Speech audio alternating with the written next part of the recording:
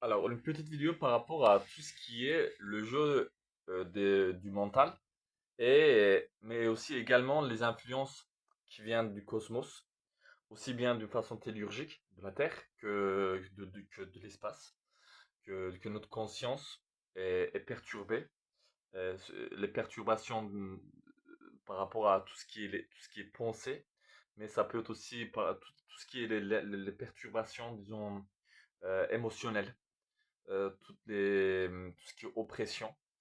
Mais on a aussi d'autres formes comment on peut dire, d'interception, comme par exemple tout ce qui est le paralysie de sommeil on appelle comme une sorte de dysfonctionnement, mais qu'en réalité est un entité qui perturbe pendant le sommeil les êtres humains.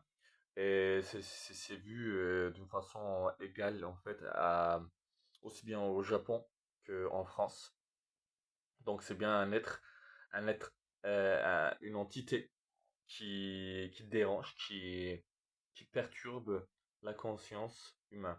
Donc l'être humain, on n'est vraiment pas du tout dans un monde innocent, comme on voudrait le faire croire. C'est comme, voilà. De toute façon, l'idée de laïque voudrait en fait nous déterrer complètement de ses pensées. Tout ce qui est que ce soit les esprits, que ce soit les djinns, que ce soit d'autres formes d'entités, reptiliens ou formes d'araignées. Justement, mais j'en ai vu vraiment très précisément une sorte de présence. Il a ouvert une portail, une mini portail, hein, toute petite. Et j'ai vu, voilà, et même il y a eu dans ma vie des apparitions, disons, euh, comment on peut dire, matérialisation directe à l'intérieur de mon corps des êtres araignées, desquels il a fallu que je me débarrasse de façon vraiment violente, mais j'y arrivais parce que voilà, à la fin, une fois qu'on est perturbé, une, deux, trois, au lieu de se faire torturer, il vaut mieux devenir un mange-serpent que d'être mangé par les serpents. Donc il y a pas de raison. Voilà. Il faut pas chercher la merde. Si, voilà, si le serpent il cherche des problèmes, eh ben, ils vont en trouver. Euh, alors, donc on est vraiment perturbé à beaucoup de niveaux.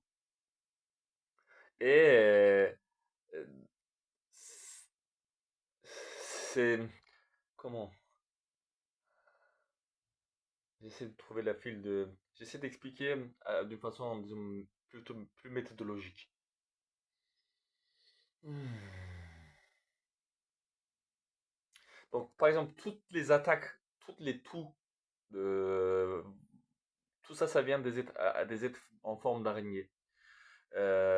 Parce que en fait, ils ont compris le fonctionnement du corps. Ils ont compris euh, notre puissance qui se réalise en fait quand on accède à un état de conscience très élevé. On devient vraiment des êtres puissants, extraordinaires. On a vraiment une chance de création incroyable. L'humain, il est vraiment, comme c'est marqué dans le Coran, fait selon les meilleurs plans de la création. On est vraiment le pièce de maîtrise de Dieu. C'est incroyable. Mais à des conditions. C'est-à-dire, voilà, c'est à comprendre vraiment la réalité des choses, comment ça fonctionne, et comment se purifier.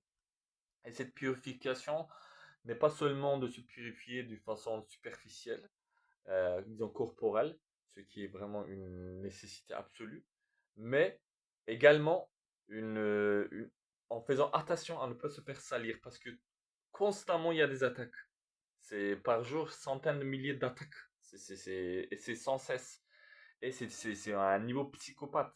Et euh, vraiment, on essaye de nous faire dévier, de bifurquer du chemin pour nous empêcher d'accéder là où on va accéder euh, si on nous laissait un peu tranquille en fait.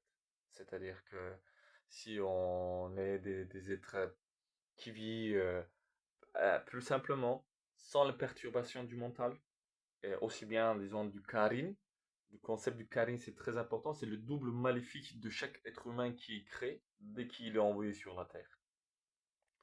Donc ça, on peut le remarquer énormément, par exemple, dans le film de David Lynch. C'est David Lynch qui quasiment il ne traite que ça, en fait, dans ses films. C'est voilà, c'est un des sujets principaux de ses films. Euh, Il y a le problème de Karine. Ensuite, il y a le problème des tulpas. Ensuite, il y a les problèmes des entités, comme les djinns. Dans les djinns, il y a plusieurs catégories. Et ensuite, il y a des entités créées par les djinns pour nous faire perturber. Et ensuite, des êtres humains qui se transforment en shaitan, qui perturbent encore l'être humain. Donc c'est d'une complexité. Et tout ça, c'est vraiment avec des variations presque à l'infini. Hein. Donc à dire comme ça peut faire peur.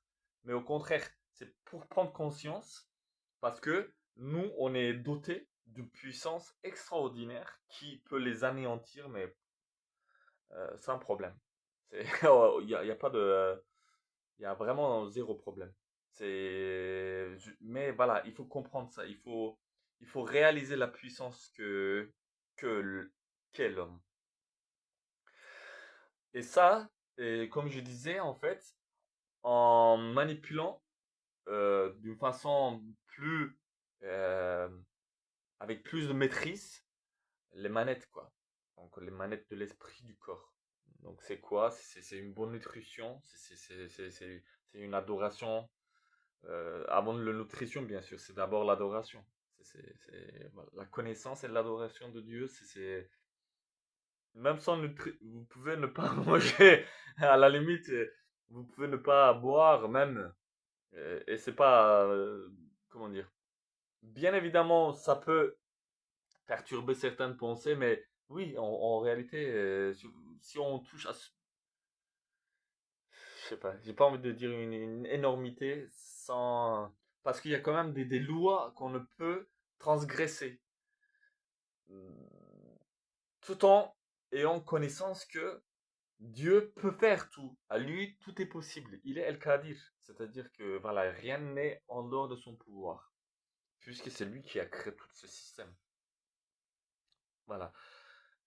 Donc les perturbations, on imagine ça comme ça, et il faut réaliser le psychopathie, vraiment euh,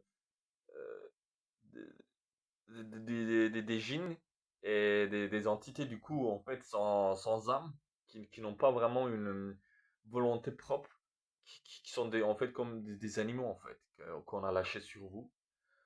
Et même si voilà, ça se représente avec des pensées intrusives et qui se répètent en fait. Des conneries des fois. C'est des choses que vous voudriez même pas prêter l'attention, mais à force, en y prêtant attention, il devient une des formes de pensée intérieure du mental qui se répète et qui crée avec ça dans le monde invisible ce qu'on appelle dans la tradition bouddhique, mais aussi voilà, c'est tout le monde le réalise, le monde imaginaire où on crée des personnages, des visions. C'est un monde subtil, ce qu'on appelle en quelque sorte astral, mais qui a une réalité, puisque ce monde il est connecté entre les êtres humains, et d'autres êtres humains créent, projettent des choses, et qui appartient aussi à l'ensemble de l'humanité, à l'intérieur duquel vient s'incruster des formes, des pensées, des énergies,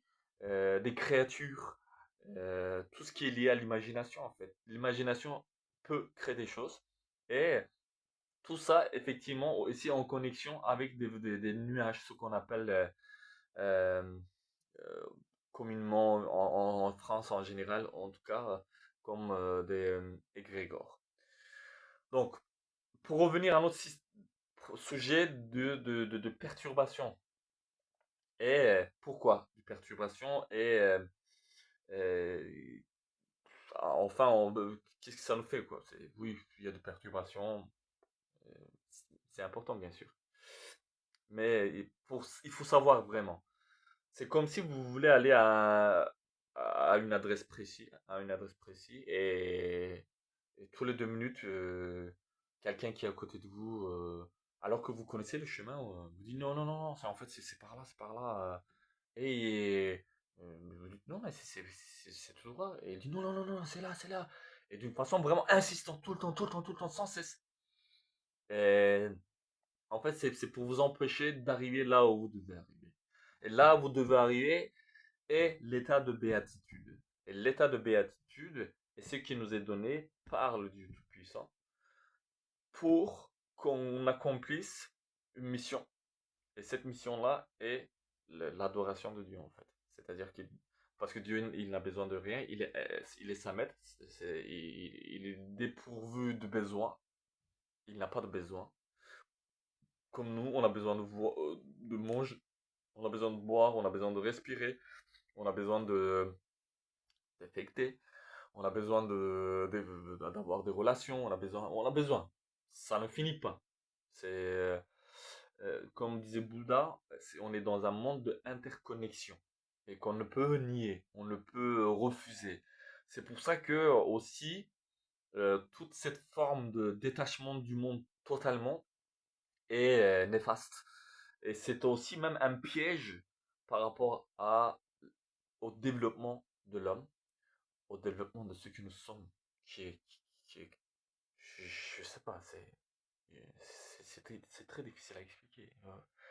Je pense que certains me comprennent à ce niveau-là. Mais il faut y goûter. Parce qu'on n'a pas goûté, on ne comprend pas. Mais j'espère, avec ça, avec ces vidéos que je vais expliquer, je vais faire, raconter un peu tout ça. Parce que il est bien bon pour une abeille de visiter les fleurs pour récupérer des pollens. Mais il va falloir à un moment donné faire du miel. Donc, euh, il y a beaucoup de perturbations, comme je disais, et il faut les différencier. Donc, prenons le plus basique. C'est celui des esprits, des djinns, voilà, qui jettent des pics, qui envoient des émotions. Vous pouvez sentir des mal dans les estomacs, un rétrécissement dans le torse, le gorge qui se serre, vous n'arrivez pas à respirer, etc., etc. Tout ça, c'est physique déjà. C'est sans qu'il y ait des pensées en fait. Vous comprenez pas, tout à coup vous vous sentez mal, etc. Et il y a aussi des petites shéatines. En fait, il y a tellement de choses. C'est, euh, bon, on va rester déjà là sur les djinns. Donc les djinns, ils font ça. Ensuite, ils font des incursions, en quelque sorte, dans notre esprit. Ils peuvent imiter la pensée humaine. Et vu qu'ils connaissent très bien, en fait, à force, il y en a qui sont très, très expérimentés, hein, pour vous dire. Ils peuvent, en fait, vous suivre, avoir une connaissance de vous, de ce que vous pensez, comment le pensez, quand vous formulez les choses. Et ils ont vu qu'ils vivent beaucoup plus longtemps que nous aussi, ils ont une expertise dans le domaine. C'est comme un vendeur de voitures en fait. Imaginez un vendeur de voitures qui a vécu 2000 ans. Et voilà, forcément par rapport à un vendeur de voitures qui fait ce métier depuis 10 ans, hein, bah, il a beaucoup plus de connaissances, quoi. Dès qu'on met le contact dans une voiture, il dit, ah, bah, combien de chevaux, telle puissance, consommation comme tel litre à 100 km, je sais pas quoi, voilà. Il peut vous parler pendant des heures, ne serait-ce qu'au premier contact. Alors que d'autres ont besoin de plus. Donc eux, ils ont vraiment une expertise. Du coup, ils arrivent à euh, détecter facilement ce que les hommes penseront et quel genre de pensées peuvent être conduits de telle façon pour amener vers où. Et ils savent aussi un petit peu notre fonctionnement. C'est que nous, on est vraiment, oui, on est des êtres corporels, mais il y a vraiment une influence gigantesque des mots, du verbe. Le verbe, il a une puissance, mais c'est une folie. C'est, on le sait, c'est toute notre addiction par rapport aux chansons, tout notre besoin d'expression des mots. Euh, Quand on vit une relation amoureuse, qu'on est avec une femme ou une femme avec un homme, bah, il suffit pas juste de relation sexuelle, on le sait très bien. Personne ne serait content d'une relation où il n'y aura pas des mots. Euh, euh, genre des je t'aime, des taquineries, des jeux de mots, des surnoms, plein de choses. Et même comment les mots sont dits, comment les noms ils sont appelés, comment on appelle son chéri, comment on dit son nom, quand on dit, je sais pas, on dit Julie ou Julie. C'est autre chose. Tout de suite, ça crée autre chose à l'intérieur de notre couple, notre compagne. Donc voilà, eux, ils ont, euh, voilà, ils savent, mais encore, il faut pas exagérer. Attention, quand je dis ça, c'est pas pour leur jeter des fleurs, c'est juste pour, justement, en fait, pour révéler un système qui peut être compris par l'esprit humain. L'homme peut comprendre ça, et une fois qu'il a compris, ça peut détruire, mais vraiment d'une façon extraordinaire. Ils auront pas beaucoup de choix que de se plier devant la volonté de Dieu qui nous a donné beaucoup de choses et qu'on est reconnaissant bien sûr pour ceux qui ont la connaissance toujours. Parce que sans la connaissance, ah bah on n'y peut pas. On peut pas être New Age, avoir juste une guitare, chanter des chansons à la con, mettre des fleurs sur sa tête et d'espérer que tout aille bien. Non.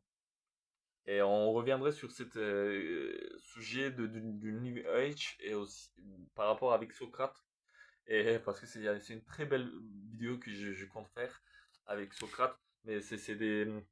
Je pense faire. Je sais pas, c'est une chaîne, comment ça va être. Il y aura, je pense, euh, des vidéos que je ferai avec plus de construction, avec des montages, des incrustations, etc., etc.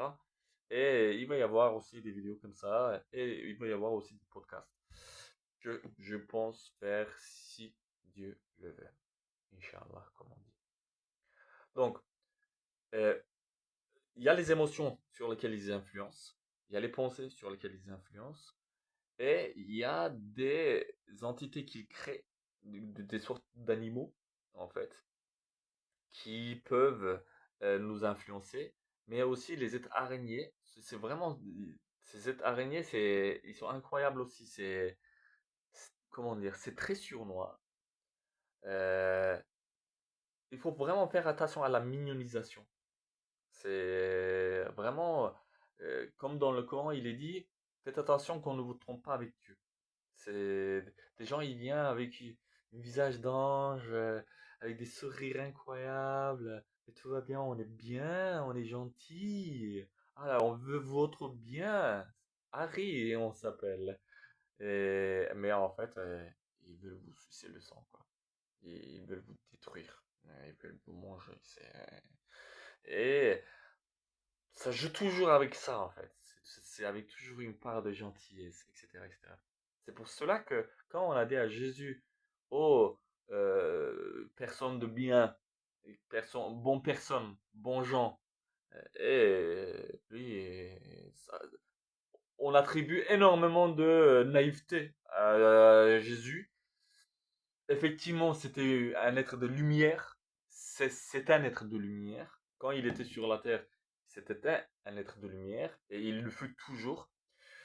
Comme dans le Coran, il est précisé encore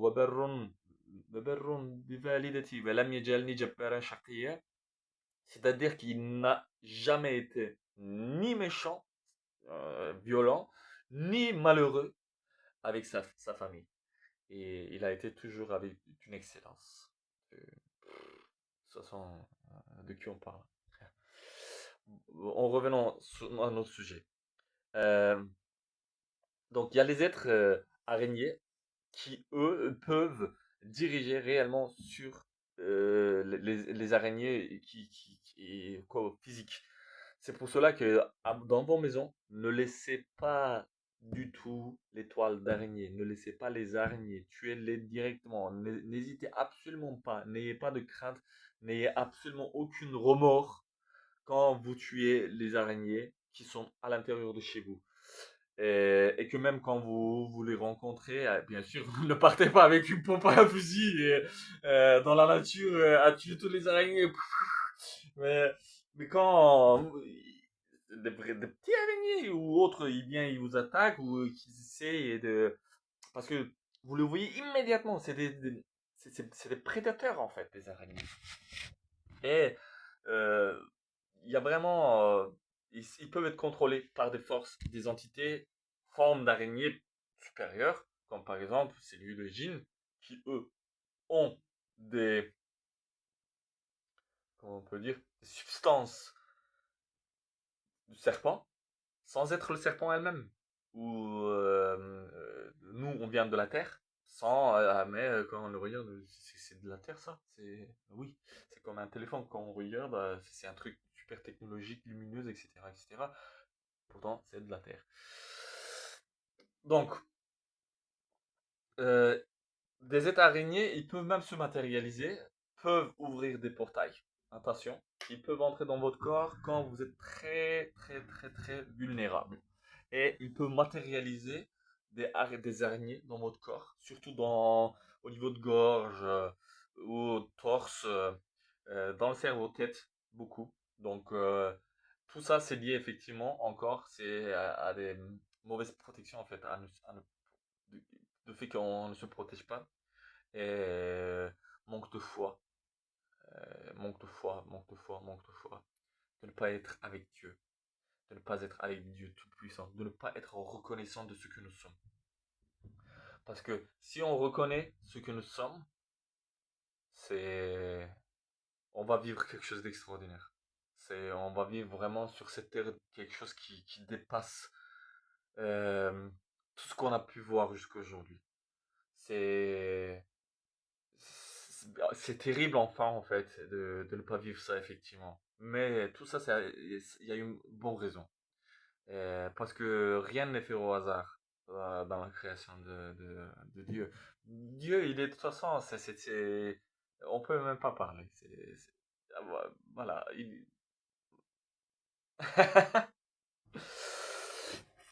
Donc, euh, des entités, comme on a dit, des formes araignées, des entités qui sont créées, des petits chéatines, des démons, des petits démons qui sont créés par les djinns encore, mais également, on peut, nous, les êtres humains, créer une forme de démons, pas les mêmes que les chétans, du chétan ou les djinns, mais des démons, en fait, qui peuvent être créés par notre esprit, parce que nous, on a une capacité créatrice qui nous est donnée, mais c'est une co-création, attention, c'est pas une création de ex nihilo.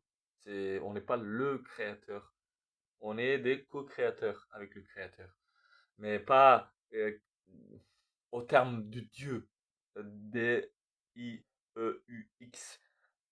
pas comme ça.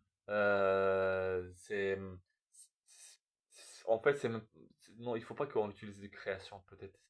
C'est vraiment à prendre avec des pincettes, hein. Ça peut être très trompeur pour celui qui n'a pas connaissance, disons pas création, disons procréation, sans en être sûr. Je vais réfléchir à ça pour pouvoir en être vraiment avec un cœur léger.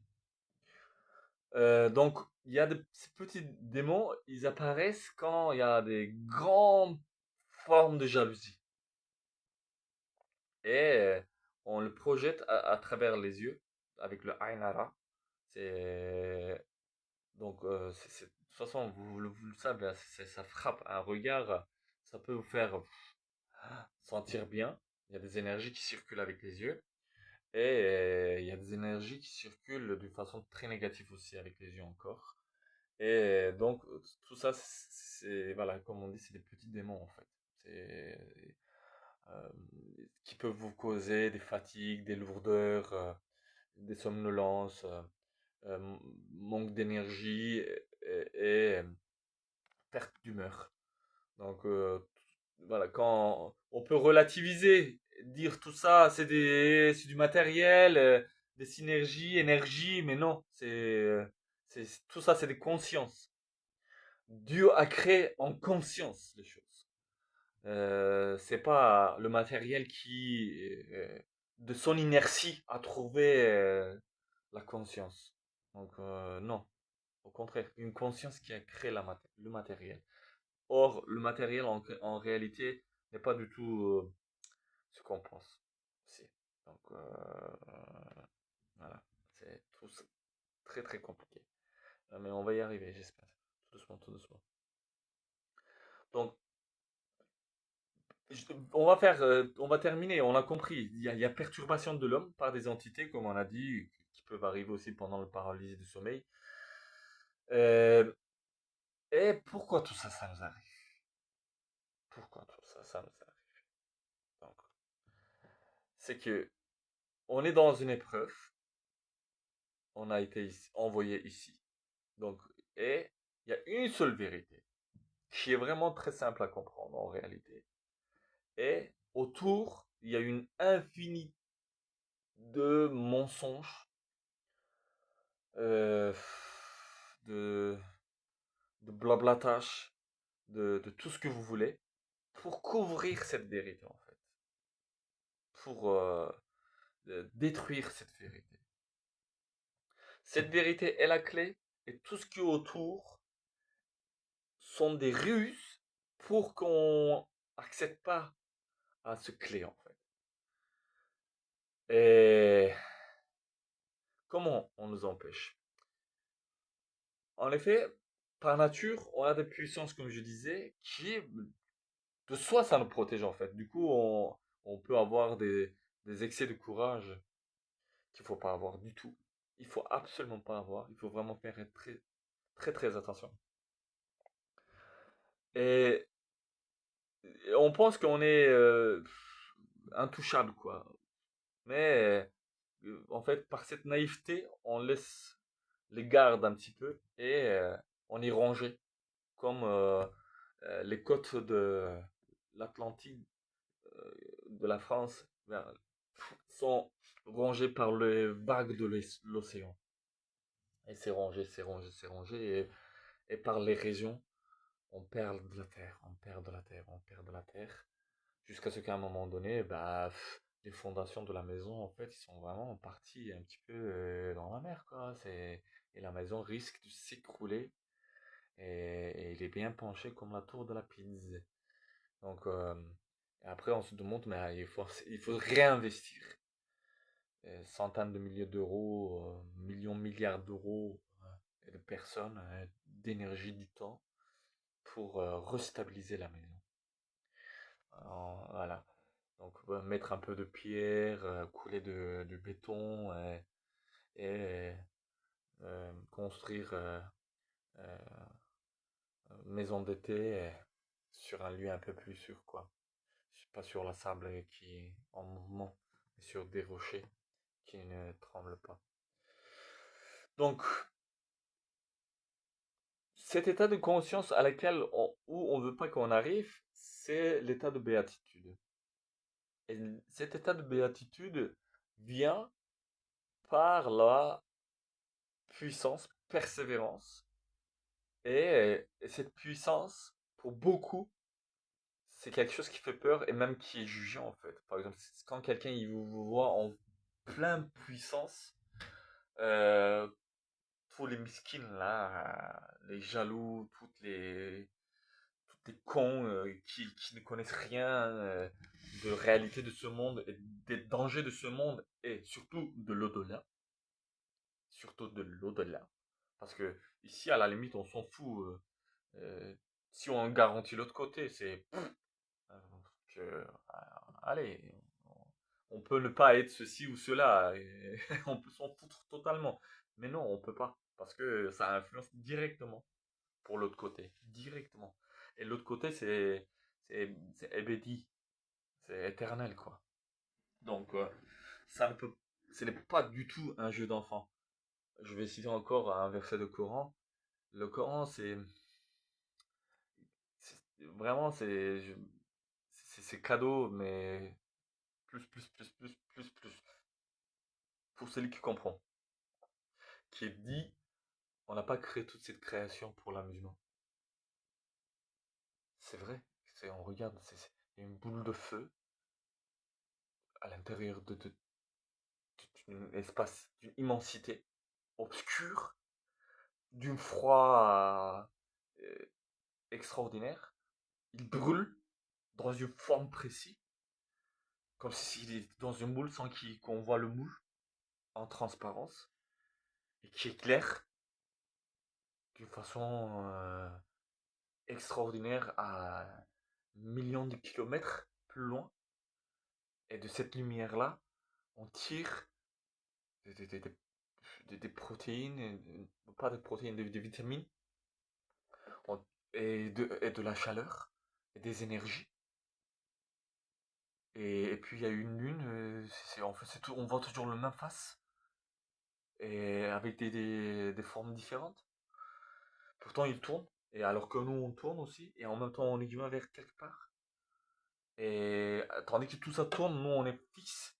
Notre réalité est fixe. On vit une vie extrêmement stable. On va dans une voiture, on vole dans un avion. Tout ça, c'est pour amusement qu'on aille. Vas-y, on boit un verre. Ah, moi, je pense que.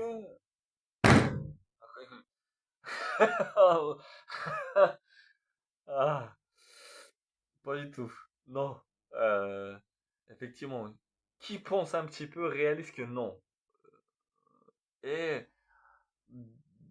ça me met en colère parce que il y a beaucoup des gens qui savent rien, qui connaissent rien. Et ils ont tellement de accès à la parole, à des choses. Et c'est pas grave, ça doit être comme ça, donc on s'en fout. Mais ça m'énerve quoi. Je supporte plus ces gens-là. Je passe plus devant les bars. Vous me direz, mais tout le monde ne parle pas de n'importe quoi dans les bars. Il y a des gens qui parlent quand même de choses intéressantes. Non, je vous garantis. C'est fini. C'est des. euh, voilà, c'est. Pourtant, j'y vais encore dans des bars, mais c'est pas pour blablater, pour parler. Je bois un café et bah, ciao, bello. Je passe pas des heures, je passe pas ma soirée dans un bar. Ou si j'y vais dans un bar, c'est qu'il y a un événement, quoi, où on peut, d'une façon continue, un peu plus méthodologique et un peu plus profond. Je sais, c'est vraiment trop demandé d'être profond dans cette superficialité qui couvre toute la Terre. Mais bon, un petit peu quand même. Moi, j'aime bien. Et ceux qui aiment bien peuvent venir sur ma chaîne pour s'approfondir. Encore le Coran qui dit. J'aimerais très tout. C'était que le Coran en fait. Mais je sais que voilà, certains ils sont imperméables. On va aller étape par étape. Dans le Coran encore, il y a un verset qui dit il n'y a que ceux qui ont l'intelligence pensent profondément. Ah oui, sinon les autres ils font brouter leur herbe, boire leur bière et se contenter. Pas moi. Hein. Et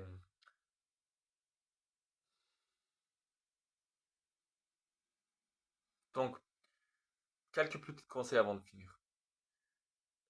En fait, tous ces pensées négatives, des émotions négatives, il faut les voir comme un lion qui est à la télé. Vous allumez votre télé et vous voyez un documentaire animalier sur les lions. Puis vous voyez un gros lion avec ses crocs. En plus, il vient de manger une biche. Il y a du sang partout. Et puis, vraiment, face caméra, il fait un close-up. Le gros lion. Et il vient vers vous. Et ouais, nous, on est là. On a peur. Putain, ça me fait du mal. Ça répète, ça répète. Vous voyez, ça, ce genre de gens qui ont des tics. Tout ça, ça vient en fait de ces influences négatives. Donc voilà, on peut vraiment s'en souvenir de cet exemple que je vous donne là. C'est le lion dans l'image de la télé en fait. Ils ne peuvent rien nous faire. On a, on peut se réveiller, dire que j'éteins la télé. Ou juste je tourne ma regarde, il n'est plus là en fait. Il ne peut me rien faire. Il ne peut pas sortir de la télé pour me mordre. Impossible. Et l'illusion, ces forces qui sont vraiment pas du tout des forces par rapport à ce que nous sommes, mais ils sont des forces par rapport à la création de Dieu. Parce qu'il ne faut absolument pas euh, mépriser la création de Dieu, même le plus petit, même le plus petit insecte, plus petite bactérie. C'est des forces. Mais par rapport à ce que nous avons, ce sont des rien. Donc, comprendre ça et se développer, je vous conseille toujours de faire le théorie, euh, d'être dans le théorie, c'est-à-dire l'unicité de Dieu, de non-association et compréhension réelle de Dieu, parce qu'on a réellement un Dieu tout-puissant. C'est fou à comprendre en fait. Mais quand on comprend, c'est d'une beauté extraordinaire, c'est infini. Et tous les jours, on apprend, on apprend, on apprend, on apprend, on se développe. Euh, Vraiment, je mets un point d'honneur à ne pas confondre avec des idées de euh, une force, non, la nature, non, euh, ou euh, des énergies composantes qui ont formé une conscience universelle, non, avant, avant tout ça, et qui sera après tout ça, et qui est conscience lui-même, qui est l'être lui-même, le vivant lui-même, le créateur existant en tant que tel qu'il est, comme il est ce qu'il est. Et, et il nous a créés. Nous sommes vraiment des créatures distinctes des uns des autres, avec des interconnexions.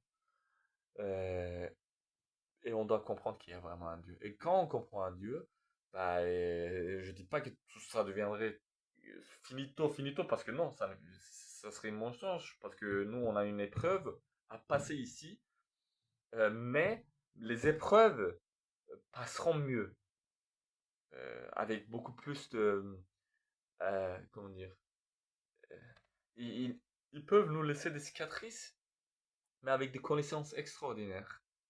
Et, euh, et on deviendrait beaucoup plus fort après ces expériences-là.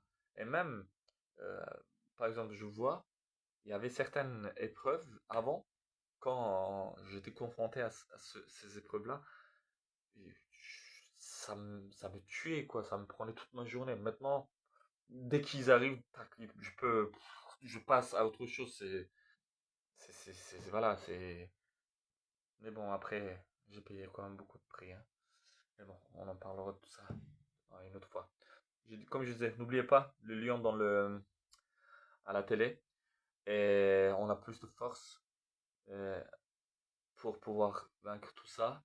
Et le but, c'est vraiment de se développer dans cette école du monde, du bas monde. J'espère voilà, qu'on fera encore d'autres choses. On parlera de pas mal de choses parce que il y a quand même des sujets. La création est intéressante.